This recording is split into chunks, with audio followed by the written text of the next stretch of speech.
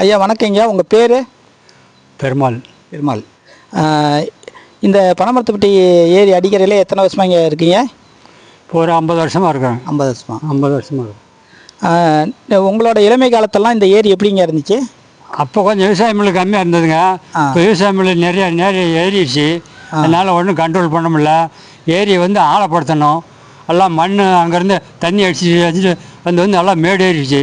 ஒரு 30 அடி ஆழம் பண்ணணும். ஆழம் மண்ணே ஆகணும். ஆழம் மண்ணுன்னு முள்ளெல்லாம் பிடிங்கிவிடுது. ஏதோ தண்ணி கொண்டாந்து விட்டு இப்படி காட்டுக்கு பாசனத்துக்கு விட்டால் பரவாயில்லைங்க. இங்கே தண்ணி இருந்தப்போ எந்த மாதிரி விவசாயம் நடந்துட்டு இருந்துச்சுங்க?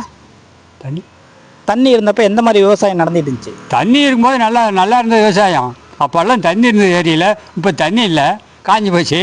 எல்லாம் போட்டு ஆழப்படுத்துகிறாங்க. அதனால் ஏரி தண்ணி வரதில்லை. முன்னெல்லாம் வந்தாலும் மழை பெஞ்சு தண்ணி வரும். இப்போ தண்ணி வர்றதே கிடையாது. அதனால் ஏரியெல்லாம் மேடு ஏறி போச்சு.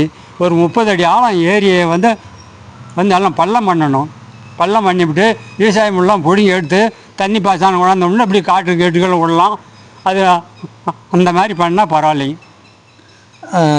இங்கே சினிமா படம்லாம் எடுத்தாங்கன்னு சொன்னாங்களே, அதெல்லாம் எப்படிங்க? ஏரியில் எடுத்தாங்க.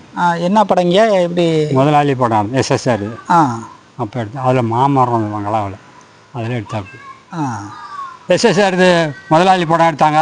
கரமேலை ஏரி கரமேலை போகிறவள பெண்மையில்ங்கிறது ஒரு பாட்டு. அந்த பாட்டுக்கு வந்து எல்லாம் ஏரி கரமேலை எடுத்தாங்க. அப்புறம் மாந்தோப்பில் போகிறதுங்கிறது கீழே வங்களா விட்டு மாமரம் இருந்தது. அப்போ படம் எடுத்தாங்க. அப்போ கொஞ்சம் தொட்டியிலலாம் தண்ணி இருந்தது. ஏரியில் கொஞ்சம் தண்ணி இருந்தது. இப்போ நல்ல மழை இல்லை, எல்லாம் காஞ்சி போச்சுங்க. நன்றிங்க. சரி நன்றிங்க.